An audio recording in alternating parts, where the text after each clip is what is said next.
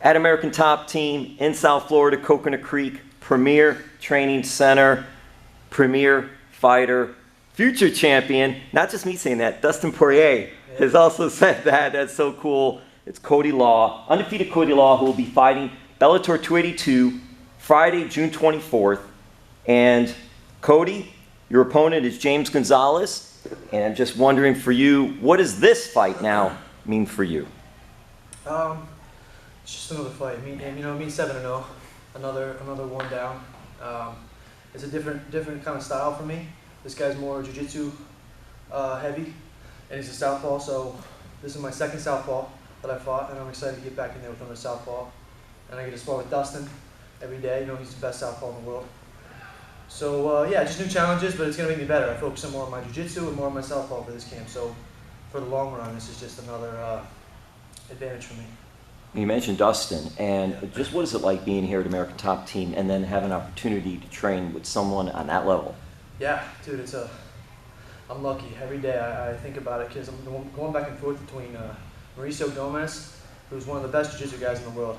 I mean, he's amazing. So I get to work with him a couple days a week, and then a couple days a week of sparring with Dustin. I get the best jiu-jitsu guy and the best striking southpaw. I couldn't be luckier. You know, not many people get to train with even one of those guys, let alone both. You know. Cody, your undefeated record speaks for itself, but even more than that, how you've been winning also speaks for itself. And the last two fights, at least, have been you just going out and just blasting your way to victory. I mean, quick victories and all. Yeah.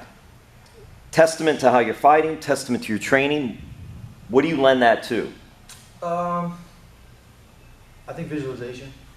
It's always been like, it's always been in my head, you know, that I wanted to be a finisher. I wanted to knock out people, and it was always a question in my head as well. Can I knock people out? You know, I've never been in a fight in my life leading up to my first fight. So I don't know, you know, can I punch or not? Can I finish guys or not? But in my head, I always imagined myself as a guy who finished people. And so I think a lot of it has to do with that. And then, of course, the other half is the training environment. You know, I'm with the best. I couldn't be in a better place. And we train the right way here. And I just kind of go out and let it fly, and things are happening. You mentioned visualization, I think the mental, and that's so important. Cody, are you a reader? Do you read on that type of dynamic? I'm reading a book right now by Dr. Joe Dispenza. It's called something like How to Lose Your Mind and Create a New One.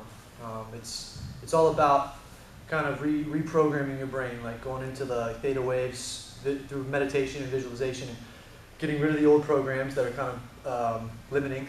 Holding you back. Holding you back, the ones that tell you can't do things, the negative lack mindset, and creating more of an abundance and maybe a high achiever mindset where I believe deep down. I'm not just saying it, but I believe it, that I can do all the things that I say I'm going to do and that I want to do. In that aspect, when it's fight day and you're getting closer to your fight, how zoned in do you get? And are you type of fighter too where, okay, everyone give me my space, give me my time, and then we go out there? And that's not how it goes. I don't have I'm not okay, everything, make sure it's perfect for me, you know what I mean? I kind of stay off my phone a little bit the day of the fight just because it gets a little taxing to constantly be replying to people. You know, that's energy you don't quite keep track of. You don't realize you're losing it, but a little bit. It's like spending $5 every day. It adds up, you know. Text after text, social media posts. But overall, you know, I just like to relax, be with my team, treat it like it's just another day, and then kind of almost trick myself into it's just another hour, another minute, and then next thing you know, ready, go, and we're fighting. And then all of a sudden, now here you are. You know, I don't give myself time to be like, here we go, big fight. You know, it's just another day. I'm fighting Dustin Poirier in the gym. You know what I mean? I've had like 10 fights already this camp with the best fighters in the world. So what's the difference, you know? That's just so amazing, and it is so cool, and being able to see that is very cool too. Now I'm wondering on this fight coming up, there is going to be a different dynamic though, because Roman's not fighting, and you guys aren't getting your back-to-back victories. Yeah. It's a bummer. So is that a little disappointing? It is, but on the other side of things, we got 6 guys in the scene, 6 guys fighting, and most of them are the guys that fought with me on my pro debut card in October at Mohegan Sun. Me, Johnny, Danny, Sabah, all fought on that debut card of mine. Now we're all back again at Mohegan.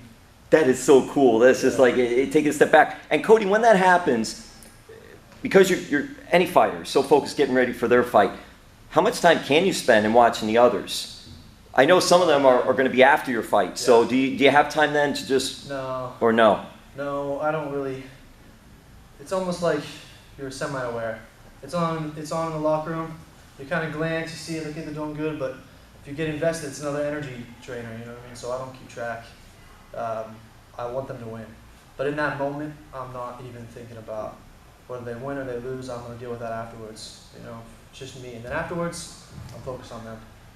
Cody, for you, just at this stage of your career, where do you see yourself at? And then, end goal? I mean, the end goal is to be the best fighter ever. And I feel like each and every day I'm getting a little closer and a little closer. You know, whenever you look at it like far away, you know, that's a lofty goal. But I just put it out there. I know it's going to happen, and then every day, block a little bit, before you know it, I'll be there. Right now, I'm just fight after fight, you know, 7-0. Cody, was there a time too when you started training MMA?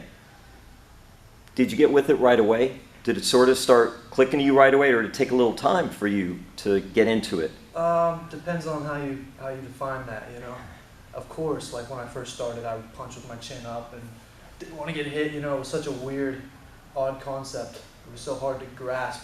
Is that because you came from wrestling, or is that more a personal thing? I think it happens to everybody. I think every single person who starts fighting for the first time, their first time punching at somebody and getting punched back at, you shy away.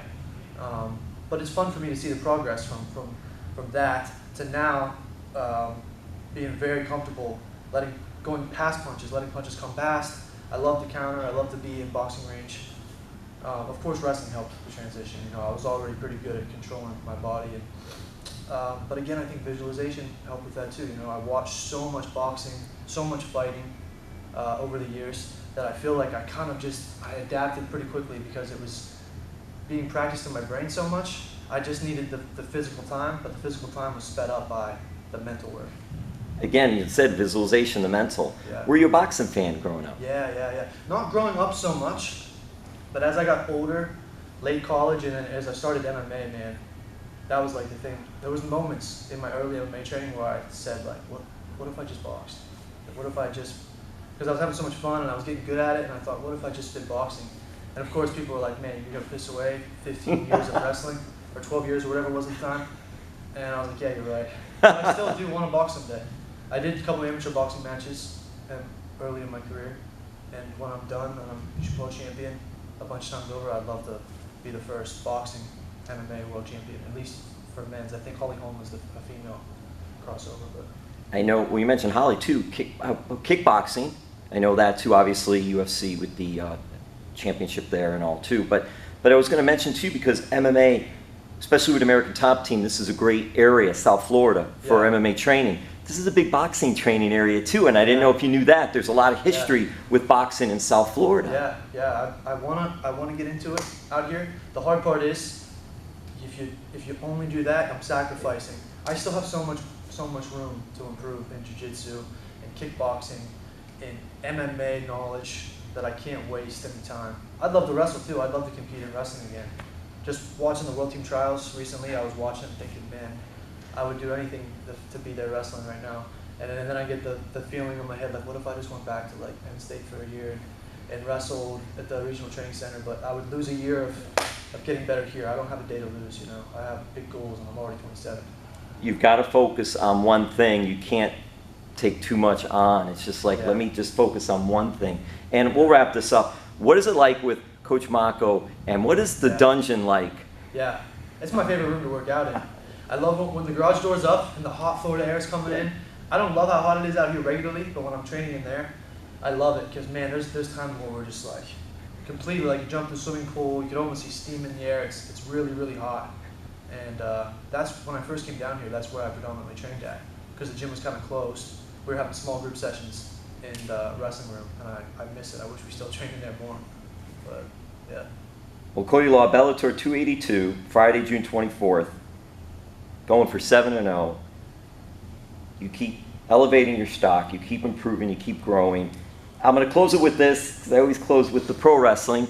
So I don't know if you got a chance to see Dan Lambert or Paige Van Zandt or Junior Dos Santos or any of them from American Top Team on All Elite Wrestling or any of the pro wrestling, and your thoughts on pro wrestling, and if this could after you're a champion MMA fighter, and if you go boxing and become a champion there, could we see you in pro wrestling as well? I doubt it, man. I doubt it. I used to be a big fan when I was young. You know, I think I told you the story. I think you did too. Yes. Man, where I thought he actually died. But now I don't follow. It's like, man, when the car exploded. Yeah, you weren't alone though. You weren't alone. People were actually calling 911 watching on TV. I was upset, man, because I was the only person awake. It was on family vacation, and the next morning I told my family, and they won't believe me. They were just like, yeah, whatever. I'm like, why won't you guys? This guy died. It's crazy. I don't follow anymore though. I see Dan's clips. I see some of Junior. I saw Paige had her debut. But for me, I want to be MMA world champion, boxing world champion, and then business. Keep making money. Cody Law, yes! Thank you so much. Thank you, man.